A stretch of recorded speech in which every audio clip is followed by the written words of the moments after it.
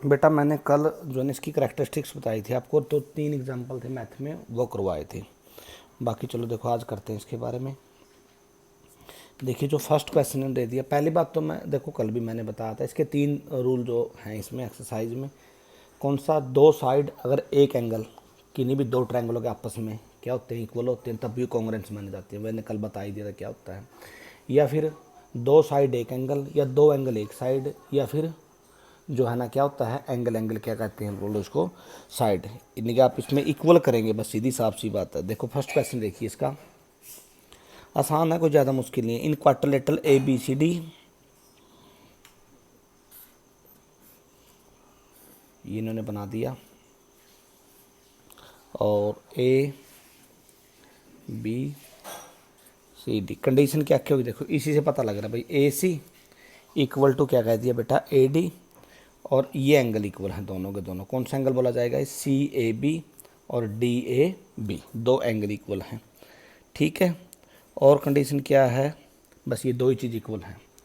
तो बताना क्या आपने इसमें, क्या triangle A B C, triangle A B C congruent to the triangle, क्या लिख दिया इन्होंने, A B D, A B C और ए बी डी। एक तो क्या, ए बी सी, देखो भाई साफ साफ देखो, दो ट्रायंगल लेते हैं, इन triangle A B C and triangle A B D में कहीं भी देखो आपको अगर दो साइड इक्वल मिल जाए और एक एंगल इक्वल मिल जाए तो अपने आप ही कॉन्ग्रुएंट हो गया, कोई दिक्कत नहीं है। बिल्कुल देखो गिवन है बेटा, ए सी इक्वल टू ए डी, बोलो एक चीज़ गिवन है, दे रखी है इन्होंने, स्टेटमेंट में दे रखी है जब पढ़ेंगे। और एंगल सी ए बी क्यों बाइसेक्ट करता है एंगल डी ए बी, ये भी क्या है, गिवन है, दे रखा है इन्होंने। तीसरा ए बी इक्वल टू क्या हो गया बोलो, ए बी, ये दोनों का क्या है, कॉमन है। तो सीधी साफ सी बात है, क्या हुआ, दो तो साइड इक्वल हो गई और एक एंगल हो गया, तो ट्रायंगल क्या माने जाएंगे बेटा, triangle A B C congruent to the triangle A B D, ऐसे लिखना, ठीक। अगर और पूछा जाए इसमें और क्या हो सकता है बोलो, देखो सीधी और साफ सी बात है, दोनों ट्रायंगल कॉन्ग्रुएंट है। अगर इस ट्रायंगल को यहाँ से पलट के इसके ऊपर रखें तो यूँ कहीं आ जाएगी इसके ऊपर, ये मतलब हुआ। तो सीधी और साफ सी बात है, सी बी इक्वल टू क्या आएगा बोलो, बी डी आएगा, सी से लेकर बी तक। हालांकि बी डी की बजाय मुझे डी बी ही लिखना चाहिए, बिल्कुल मापने का जो तरीका है, बी से सी तक और बी से अगर सी से बी बोलता हूँ फिर तो डी से बी बोल लो। अगर बी से मापते हैं, बी से सी, ये फिजिक्स वगैरह माप का जो पढ़ते हैं तो ये चीज़ें अच्छी होती हैं। और बी से लेकर कहाँ तक हो गया, फिर डी तक, सी से बी, तो ये इसको क्या लिखते हैं, सी पी सी टी, मतलब corresponding part of congruent triangle जो है हमेशा क्या होते हैं, सेम होते हैं। सेकंड में देखो उन्होंने लिख दिया, सेकंड कर लेना बेटा इसी जैसा सेम यूँ का यूँ। उसके बाद क्या आ गया आपका थर्ड, देखिए थर्ड भी आसान है वैसे, चलो। A D and B C are the equal perpendicular, ये हो गया। तो कंडीशन क्या हुई बोलो, ए बी सी और डी, ए, तो ये एंगल परपेंडिकुलर है, ठीक है। और एक इन देखो इसके निशानी लगा रखी है ये, तो इसका मतलब A D and B C are the equal perpendicular to the line segment A B so that C D bisect, C से लेकर डी तक जो बाइसेक्ट करेगी किसके ऊपर, ए बी को, किसी भी पॉइंट पर। चलो मैं इसको ओ मान लेता हूँ। देखो भाई बाइसेक्ट का मतलब होता है बेटा आधे पर, मतलब सी से लेकर ओ तक का और डी से लेकर ओ तक का सेम डिस्टेंस होना चाहिए, बी से लेकर ओ तक का और ए से लेकर ओ तक का डिस्टेंस क्या होना चाहिए, सेम होना चाहिए। तो दो ट्रायंगल लेते हैं, इन ट्रायंगल देखो लिखने का तरीका क्या होना चाहिए, अगर मैं ओ पॉइंट से स्टार्ट करता हूँ, देखो ओ से, ओ बी सी आना चाहिए, ओ बी सी, ओ बी और सी।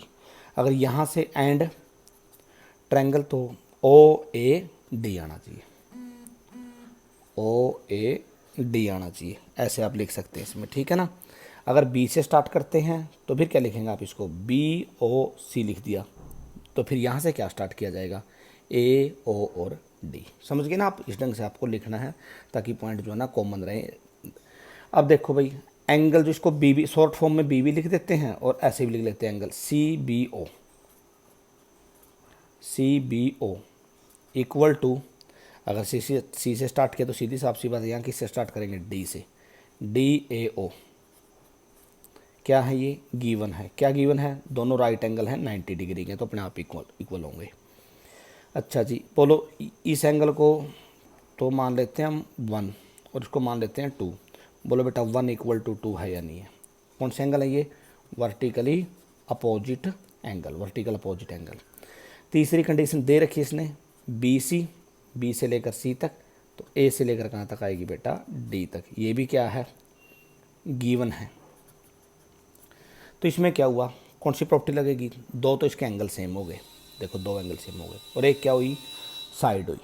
ठीक, 3 बोली थी मैंने, साइड एंगल साइड और जो एंगल साइड एंगल, तो इसमें क्या लिख दिया, कौन सी बोली जाएगी, एंगल और फिर हमने क्या लिखा है इसमें, साइड लिखा है। ठीक है, दो तो एंगल इक्वल कर दिए।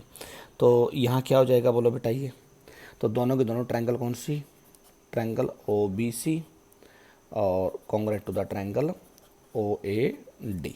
ठीक है, और कंडीशन क्या बन सकती है, बोलो अगर ये इक्वल हो सकता है तो ये इक्वल हो गया। कहने का मतलब देखो, मैं दोबारा फिर कह रहा हूँ, देखो ये एंगल इसकी इक्वल हो गया, तो यहाँ से जो है ना, यहाँ से ये ट्रायंगल उठ के इसके ऊपर आ सकती है। अगर उठ के ऊपर आएगी तो ये साइड और ये साइड सेम होंगी, और ये सेम होंगी। समझ गए क्या, यूँ कट होके देखो। तो कंडीशन क्या बनेगी, सी पी सी टी से क्या क्या हो जाएगा, बी ओ इक्वल टू क्या आएगा बेटा, ए ओ आएगा, एंड सी से लेकर ओ तक, तो बोलो डी से लेकर कहाँ तक आएगा, ओ तक। देखो बी से ओ लिखा मैंने, ए से ओ लिखा। ठीक, देखो यहाँ से भी वही बात बनती है, ओ से बी बोल लूँ तो ओ से ए बोलूँगा, अगर सी से ओ बोलूँगा देखो, या ओ से सी बोलूँगा तो ओ से डी। बोलो सब बिल्कुल कॉन्ग्रुएंसी होती है इसकी। ठीक है, तो रूल क्या लिख देंगे इसमें, सी पी सी डी। बेटा आसान है, जितने भी इससे होते हैं। ठीक है, बाकी बच्चे फिर प्रॉब्लम डाल देंगे सब मुझसे, ये सोल्व नहीं, अपने आप करके देखिए। जो क्वेश्चन नहीं सोल्व होंगे आप ग्रुप में डाल देना, मैं उनको भेज दूंगा, क्योंकि चैप्टर अच्छा चैप्टर है बेटा। इससे आगे फिर आपकी ये सारी जो थ्योरम का पोर्शन है ना, 9th और 10th का शुरू होता है। तो खुद प्रैक्टिस करके देखो, जो नहीं आते वो मेरे पास भेज देना, वो मैं फिर भेज दूंगा आपके पास।